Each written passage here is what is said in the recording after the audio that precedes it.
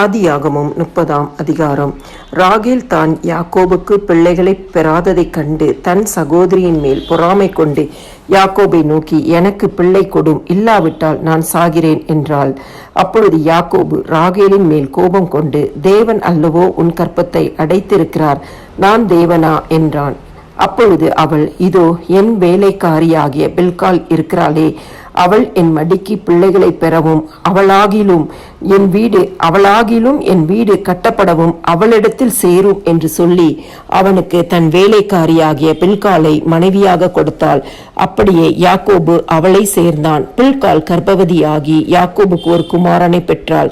அப்பொழுது ராகேல், தேவன் என் வழக்கை தீர்த்து என் சத்தத்தையும் கேட்டு எனக்கு ஒரு குமாரனை கொடுத்தார் என்று சொல்லி அவனுக்கு தான் என்று பெயரிட்டாள். மறுபடியும் ராகேலின் வேலைக்காரியாகிய பில்காள் கர்ப்பவதியாகி யாக்கோபுக்கு 2ஆம் குமாரனை பெற்றாள். அப்பொழுது ராகேல், நான் மகா போராட்டமாய் என் சகோதரியோடே போராடி மேற்கொண்டேன் என்று சொல்லி அவனுக்கு நப்தலி என்று பெயரிட்டாள். லேயாள் தான் பிள்ளை பெறுகிறது நின்று போனதை கண்டு தன் வேலைக்காரியாகிய சில்பாளை அழைத்து அவளை யாக்கோபுக்கு மனைவியாக கொடுத்தாள். லேயாளின் வேலைக்காரி சில்பாள் யாக்கோபுக்கு ஒரு குமாரனை பெற்றாள். அப்பொழுது லேயாள் ஏராளமாகிறது என்று சொல்லி அவனுக்கு காத் என்று பெயரிட்டாள். பின்பு லேயாளின் வேலைக்காரியாகிய சில்பாள் யாக்கோபுக்கு 2ஆம் குமாரனை பெற்றாள். அப்பொழுது லேயாள், நான் பாக்கியவதி, ஸ்திரீகள் என்னை பாக்கியவதி என்பார்கள் என்று சொல்லி அவனுக்கு ஆசேர் என்று பெயரிட்டாள். கோதுமை அறுப்பு நாட்களிலே ரூபன் வயல்வெளியிலே போய் தூதாயும் கனிகளை கண்டெடுத்து அவைகளை கொண்டு வந்து தன் தாயாகிய லேயாளிடத்தில் கொடுத்தான். அப்பொழுது ராகேல் லேயாளை நோக்கி, உன் குமாரனுடைய தூதாயும் கனியில் எனக்கு கொஞ்சம் தா என்றாள். அதற்கு அவள், நீ என் புருஷனை எடுத்துக்கொண்டது அற்ப காரியமா? என் குமாரனுடைய தூதாயும் கனிகளையும் எடுத்துக்கொள்ள வேண்டுமோ என்றாள். அதற்கு ராகேல், உன் குமாரனுடைய தூதாயும் கனிகளுக்கு ஈடாக இன்று இரவு அவர் உன்னோடே சயனிக்கட்டும் என்றாள்.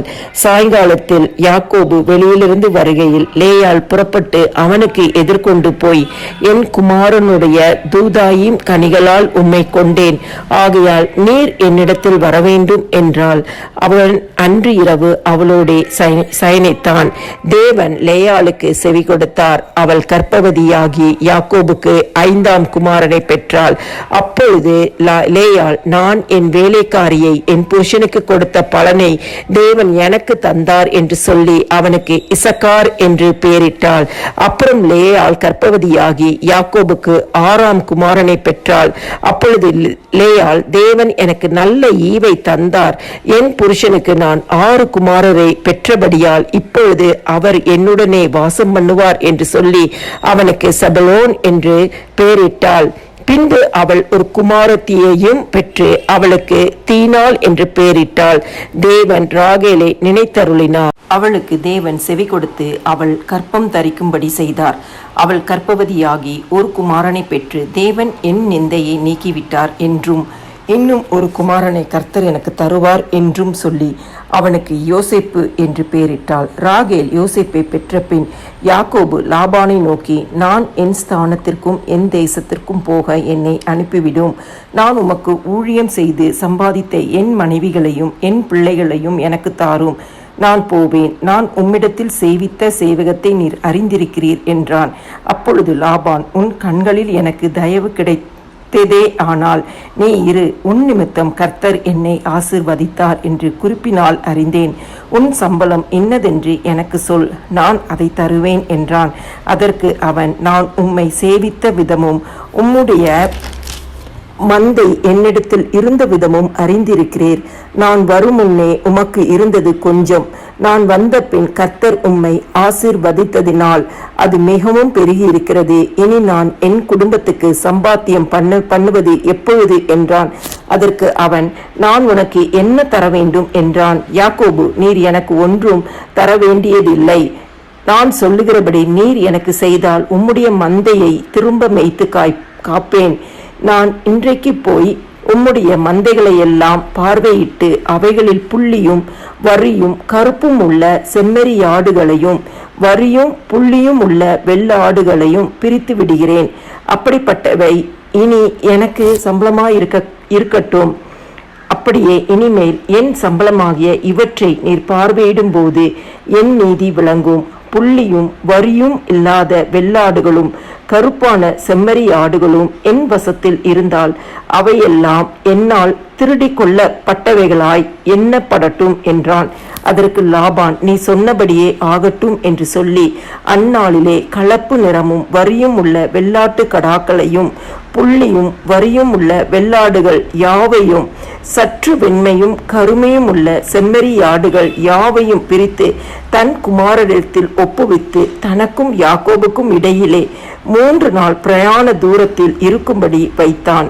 லாபானுடைய மற்ற ஆடுகளை யாக்கோபு மேய்த்தான். பின்பு யாக்கோபு பச்சையாய் இருக்கிற புன்னை, வாதுமை, அர்மோன் என்னும் மரங்களின் கொப்புகளை வெட்டி இடையிடையே வெண்மை தோன்றும்படி பட்டையை உரித்து தான் உரித்த கொப்புகளை ஆடுகள் தண்ணீர் குடிக்க வரும் கால்வாய்களிலும் தொட்டிகளிலும் ஆடுகளுக்கு எதிராக போட்டு வைப்பான். ஆடுகள் தண்ணீர் குடிக்க வரும்போது பொழிவது உண்டு. ஆடுகள் அந்த கொப்புகளுக்கு முன்பாக பொழிந்தபடியால் அவைகள் கலப்பு நிறமுள்ளதும் புள்ளி உள்ளதும் வரி உள்ளதுமான குட்டிகளையே போட்டது. அந்த ஆட்டுக்குட்டிகளை யாக்கோபு பிரித்து கொண்டு ஆடுகளை லாபானுடைய மந்தையில் இருக்கும் கலப்பு நிறமானவைகளுக்கும் கருப்பானவைகள் எல்லாவற்றிற்கும் எதிராக நிறுத்தி தன் ஆடுகளை லாபானுடைய மந்தையோட சேர்க்காமல் தனிப்புறமாக வைத்துக் கொள்வான். பலத்த ஆடுகள் பொழியும் போது அந்த கொப்புகளுக்கு எதிரே பொழியும்படி யாக்கோபு அவைகளை அந்த ஆடுகளின் கண்களுக்கு முன்பாக கால்வாய்களிலே போட்டு வைப்பான். பலவீனமான ஆடுகள் பொழியும் போது அவைகளை போடாமல் இருப்பான். இதனால் பலவீனமானவைகள் லாபானையும் பலம் உள்ளவைகள் யாக்கோபையும் சேர்ந்தன. இவ்விதமாய் அந்த புருஷன் மிகவும் விருத்தி அடைந்து திரளான ஆடுகளும் வேலைக்காரிகளும் வேலைக்காரரும் ஒட்டகங்களும் கழுதைகளும் உடையவன் ஆனான்.